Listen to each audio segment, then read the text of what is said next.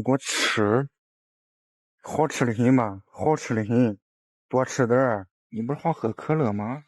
您说这个情况是非常严重的违规行为，肯定是要进行严肃处理的。那是咱们是需要那个下单的手机号，然后验证信息之后，我这边的话才能看到那个订单，然后咱们才能去准确的找到他就是配送的那个骑手，然后去进行合理处罚的。刚才大家看到的是一位外卖小哥一个令人作呕的行为哈，他一边用自己的脚去踩踏和蹭这些食物的外包装，一边还恶狠狠地说哈，让你们吃，让你们吃，让你们好好吃啊！大家好，我是大王，我是小王。有人说啊，就是这个视频他还是收敛了啊，有的外卖小哥甚至会把脚趾头伸到外卖的汤里面去涮一涮。吃你妈啊！对。我之前还看过一个新闻，是一个妈妈就把自己小宝宝的脚，有的时候觉得可爱嘛，蹭一下，结果妈妈的眼睛都受感染了。你的小姐姐那么可爱呀，谁的小胖脚呀？我还看过更严重的，就国外有一个妈妈也是因为蹭这个宝宝的脚往脸上蹭，结果她后来感染了，脸部都烂了。宝宝的脚的威力都这么大，这抠脚大汉的脚的病菌肯定更多呀。如果订外卖的用户接触到了他的脸部或者嘴部，轻则就会感染脚气真菌，重则会严重感染，这还真不是危言耸听。还有一些做过外卖员的人就披露说，有不少外卖小哥实际上会偷吃客户的食物。平时点外卖的时候是喜欢点那种封口的外卖，还是说是就是也不看就随便点个外卖？为什么问大家这个问题呢？因为怎么说呢？因为我平时送外卖也好，送快递也好，兼职跑腿也好，其实很多的时候，有些人对外卖员有一些偏见。这个东西怎么说呢？很多的时候，有些外卖员的一些做法确实让人感觉到很生气、很恼火。尤其是在点一些，有的外卖员在送餐的时候送一些不封口的食品。比如一些咖啡也好，或者饮料也好，他会真的会去偷喝或者是偷吃这个东西。其实，如果说只是单单的说是一些自己的饮料会损失一部分也好，或者说是食品损失一部分也好，这个其实还是不是那么太闹心的。毕竟嘛，损失就损失了，无所谓的一件事情。但是你不能保证这个外卖员他有没有其他的一些疾病。比如一些传染病也好，因为你想他的人品都已经沦落到偷吃偷喝的地步了，你还能保证他健康证是否造假吗？要知道健康证造假，这个在外卖行业里边已经不是一个是秘密的事情了，因为有些人他的身体有问题，他的健康证无法说是从事外卖这个行业，所以他就会找一些其他的一些非法手段来去伪造健康证这个事情。但是怎么说呢？所以你不能说就整个外卖行业的外卖小哥都是偷吃也好或者偷喝也好，但是你不能说是把自己的健康交到一些其他的人手里。所以我自己去点外卖的时候，就是和点饮料的时候，首选都是那种能封口的。因为其实在我们点饮品的时候，其实可以选择很多的一些饮品，像一些奶茶也好，或者是一些咖啡也好，它有些商家他就是为了杜绝被外卖员偷喝或者偷吃也好，他会直接选择封口的一些东西。但是有些咖啡企业它就不是那种封口杯。现在大多数奶茶的商家都是选择封口，所以我建议大家去点外卖也好，或者点奶茶也好，还是选择一下封口的。那一个外卖员每天都要送几十单，他每单吃一点客户的食物，那么10几个外卖吃下来哈，那基本上一顿饭就解决了。而且吃的还是不同的口味，营养搭配还均衡了，是吧？但主要是它有点太恶心了。这不仅是吃的问题，你说吃也就算了，最关键是你说多不健康呀，还有口水啊粘在里面。所以我建议跟老板要不要多要一双筷子，最起码你说你吃一口就用那么一个筷子夹那么一下。然后就把这筷子扔掉，咱也不去再动这里面的饭菜了，起码咱把这个卫生搞好，是不是？所以比较起来，你看这个片头第一段视频里面用脚去蹭这些餐具的，那看起来恶劣，但实际上引发的后果呀，可能还真不是最严重的。那如果偷吃食物，把口水还弄到饭菜里面去了，那传染肝炎等其他的疾病其实更为恶劣。外卖的问题其实远不止外卖小哥引发的这种食品安全问题。我们来看下面2段视频。你们点外卖真的不要乱点，还是要用点心。说实话，有时候我们看到你们的单子，看你们点的那个东西，我真的好想善意的提醒你们一句，下次不要再点了。我都替你们着急，你们自己看看你们点的都是一些啥东西啊？因为总有那么一部分的人的卫生啊，我们真的是看不下去啊。有些店子我们去取餐的时候都不想去取。真的环境卫生太糟糕了，胖臭啊，那地上全是乱七八糟的食材。哎，打老婆啊！您有新的旅客在这里呢，请及时处理。梅菜扣肉。您有新的旅客在这里呢，请及时处理。香干肉丝。香菇滑鸡。刚才这2段视频里面有2类严重问题，一类啊就是这个外卖的商家的这个食品安全问题，这个卫生问题啊让外卖的快递小哥都看不下去了啊。那第2段视频里面就是用预制菜来加工外卖，你看这2个人一把剪刀，一天轻轻松松400-500份外卖啊，都非常简单。就是先买预制菜，然后用微波炉或者用热水就那么加热一下，再往外卖盒里一放，哎，就是一份热腾腾的外卖。对，我也觉得现在这种预制菜的科技与狠活真的好吓人啊！就是什么宫保鸡丁啊，什么鱼香肉丝啊，这些全都给你用各种化学成分，然后还做的就是色香味俱全。所以还不如直接去买预制菜，对不对？起码预制菜呢，你要是买大厂生产的还是批量生产的，在预制菜的这个工厂直接出来，相对来说卫生总是要好一些。你买那些有品牌的，你这家伙还说起预制菜了，你是要号召大家都把自己当成人体化学实验吗？没有，其实预制菜本身不是原罪啊，你可以去研究一下预制菜。如果食材用的是比较安全的，在加工和运输过程中又都做了比较好的冷藏，食品安全是有保障的。你就像很多像 Costco 啊或者山姆这样的非常关注食品安全问题的高品质的商场里面，也有一些预制菜。关键的问题就是啊，你采用的食材到底是怎么样呢？那第2点呢，就是这个预制菜的包装，它是个大问题。大家可不要小看这个预制菜的这个塑料包装啊，大部分的预制菜都是用简单的塑料包装，这个塑料直接接触食品，就会有非常多的问题。就算是食品级的好塑料，比如你像可口可乐的瓶子，它也是含有大量的塑料颗粒的，也会被喝到人的体内，而且长期无法排出。更别提那些大量的预制菜，为了压缩成本，肯定不会给你用品质好的食品级的塑料包装啊。而且这预制菜里面还有各种油脂之类的东西，是不是？就更容易和塑料进行互相的溶解。和塑料直接接触呢，就把这些有毒的物质、塑料的物质溶解到这个食物里面去了。更要命的是啊，你看这个外卖的预制菜的加工方法，就是把预制菜放在热水里面去煮啊，这么一泡，那更是大大增加了塑料、有毒物质和食物里面这些食物的这种融合。那你看，如果一个年轻人从上班开始就吃这种食物，那吃个5-6年，身体不出问题，那真就算是铁打的了。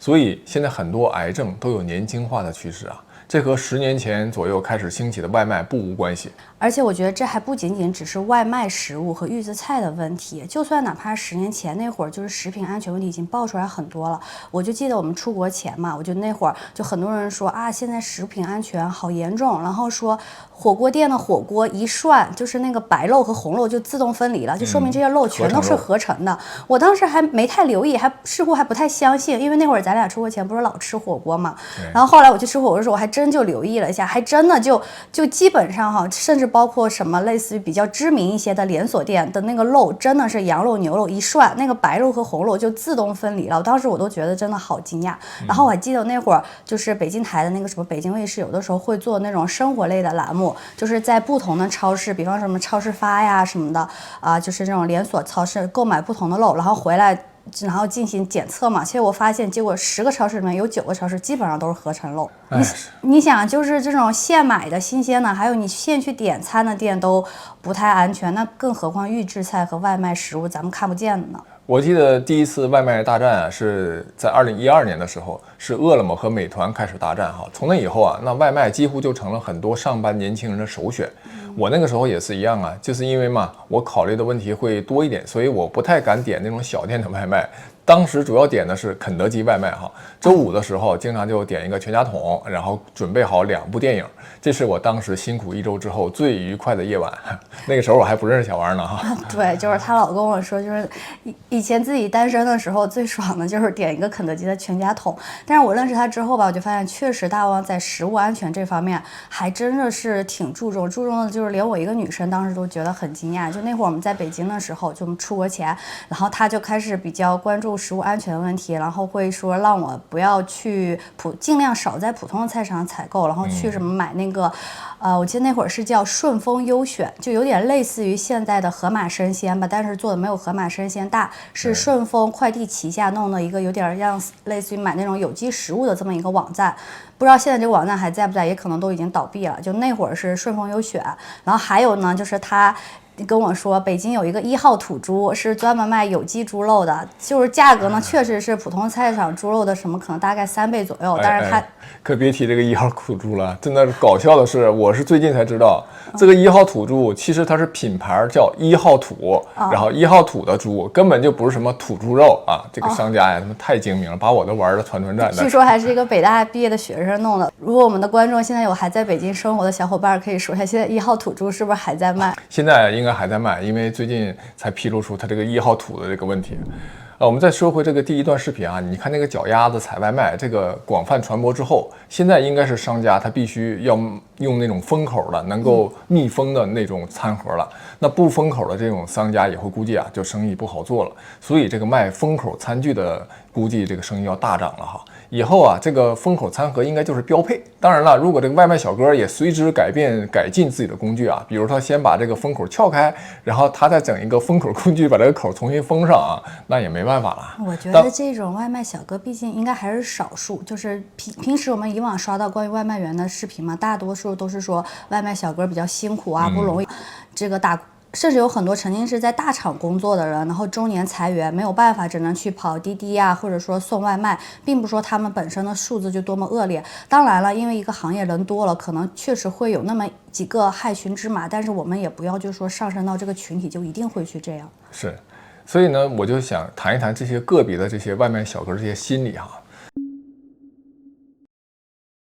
就是他偷吃偷喝，这个他肯定是有便宜占，多多少少咱还能理解一下。但是你说这个用脚丫子采外卖，那位啊可真是损人不利己。我想他的心里可能就是啊，我成天东奔西跑，累得要命，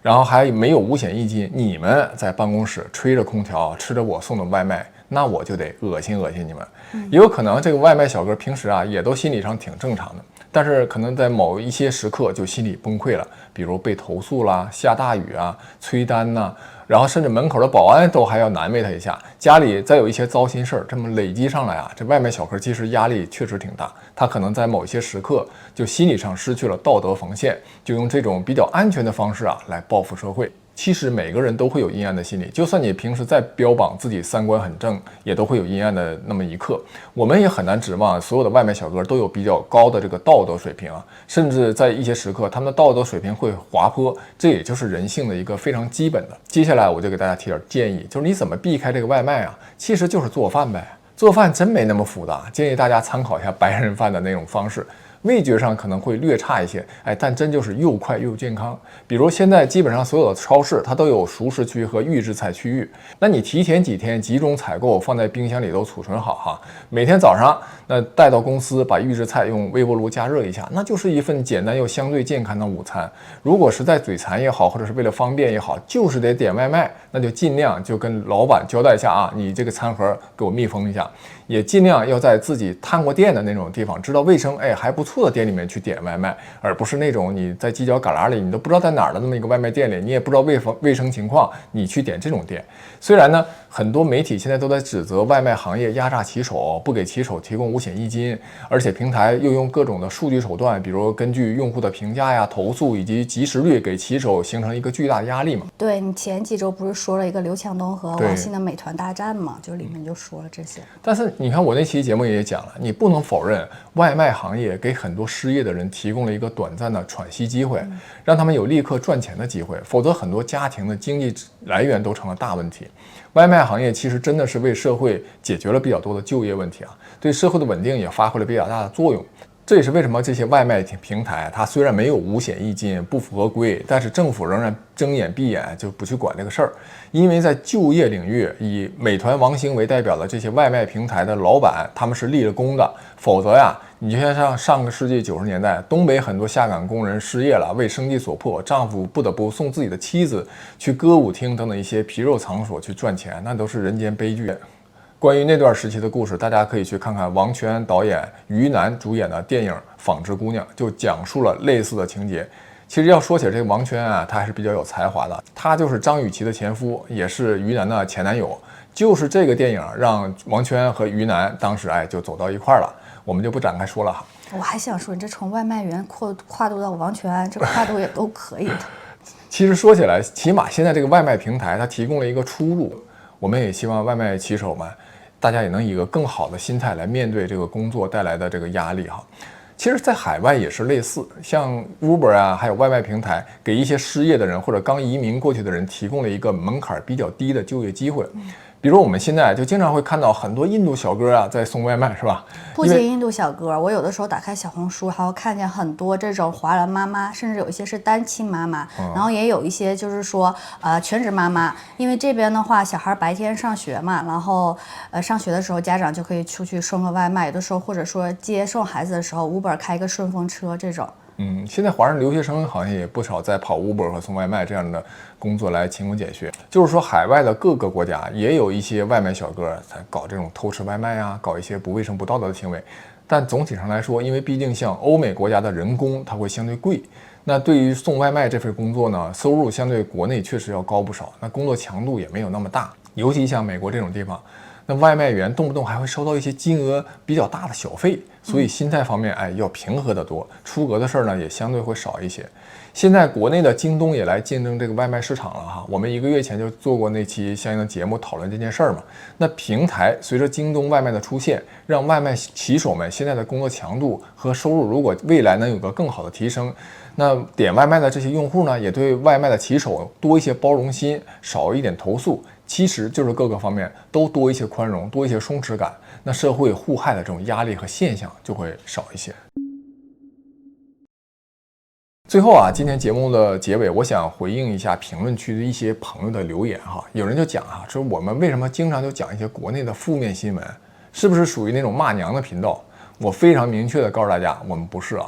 我们其实是一个非常客观的频道，我们不站队，但我们支持和宣扬那些好的和对的，反对那些不好的和丑恶的。我们的一些批评其实也是恨铁不成钢，也是希望被批评的对象能变得更好。一个非常简单的道理，你看作为一个老师的话，如果发现学生注意力不集中，那如果这个老师有责任心，他是熟视无睹还是批评指出问题呢？